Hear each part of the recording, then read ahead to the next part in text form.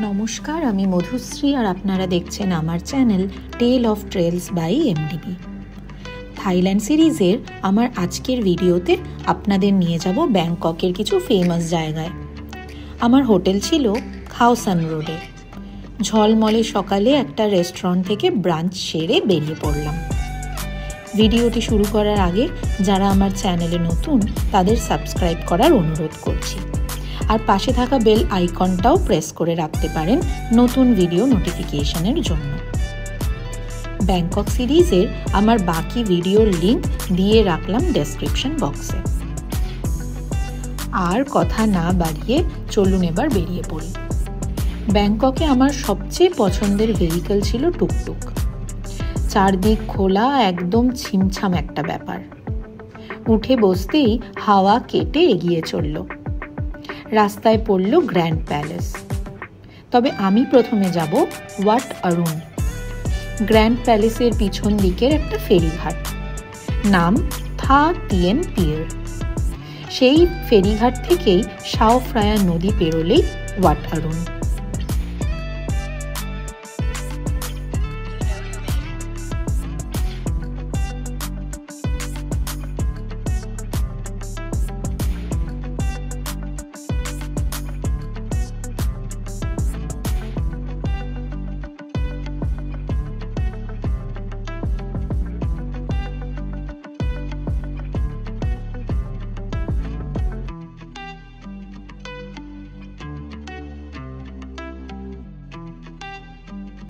Local লোকজনদের সাথেই নদী পেরোলাম।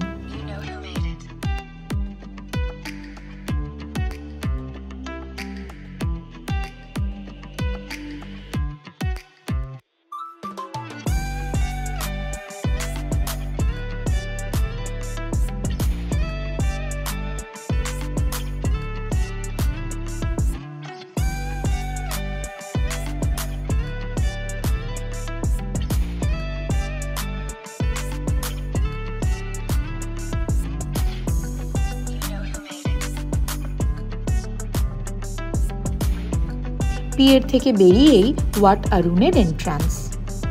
300 বাত দিয়ে টিকিট কেটে ভিতরে ঢুকলাম। এখানে অনেক লোকজনকে দেখলাম যারা ট্র্যাডিশনাল থাই আউটফিট পরে ফটোশ্যুট করছেন। এই মন্দিরের অপর নাম টেম্পল অফ ডন। খুব লম্বা লম্বা স্তূপ আর তাদের গায়ে ফ্লোরাল ডিজাইন অপূর্ব ছিল দেখতে। আপনারাও দেখুন, বেশ কিছু ছবি রাখলাম আপনাদের জন্য। আমাদের কলকাতায় দুর্গাপুজোর থিমও হয়েছিল এই মন্দির।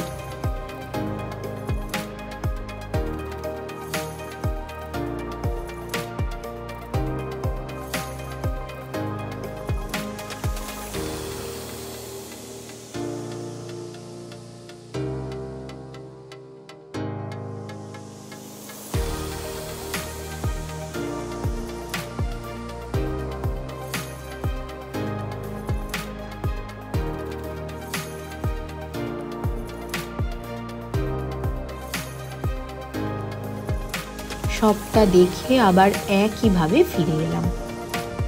এবার যাব গ্র্যান্ড প্যালেস।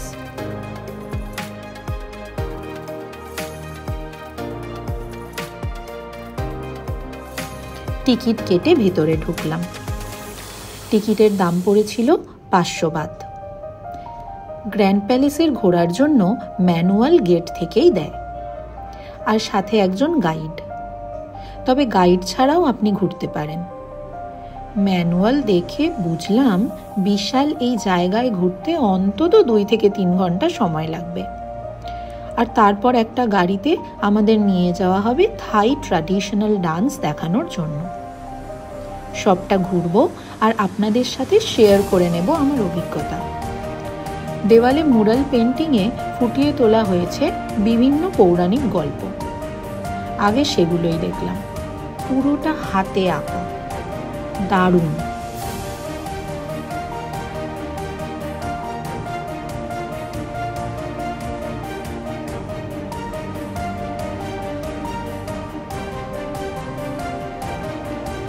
এরপর চারদিকে ছড়িয়ে থাকা বিভিন্ন মন্দির। দেওয়ালের কারুকাজ ক্যামেরাবন্দি করে ভিতরে ঢুকলাম।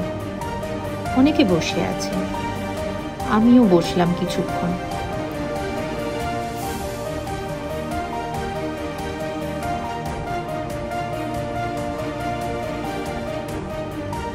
বাইরে বেরিয়েই পুরো জায়গাটা ক্যামেরায় ধরার চেষ্টা করলাম আপনাদের জন্য।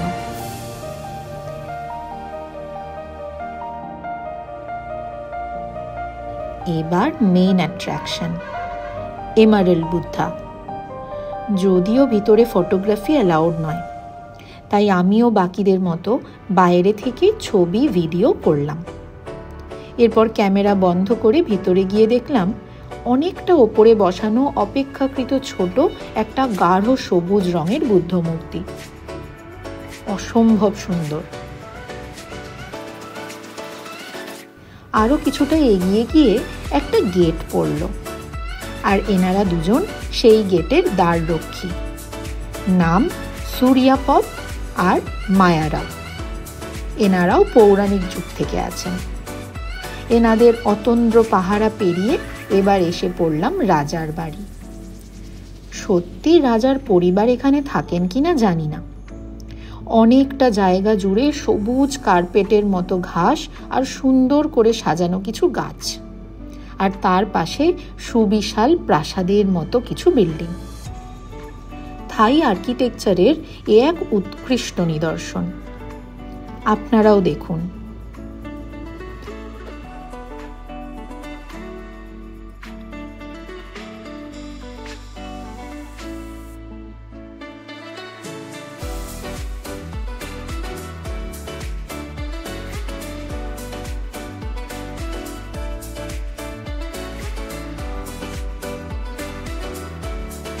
এবার পুরোটা দেখে গেট থেকে বেরিয়েই দেখলাম রাস্তায় দাঁড়িয়ে আছে চারদিক খোলা একটা বাসের মতো ভেহিকেল।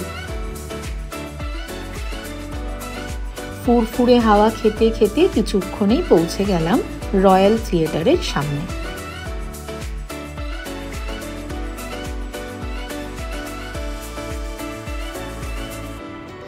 এই ছিল আমাদের বাহন।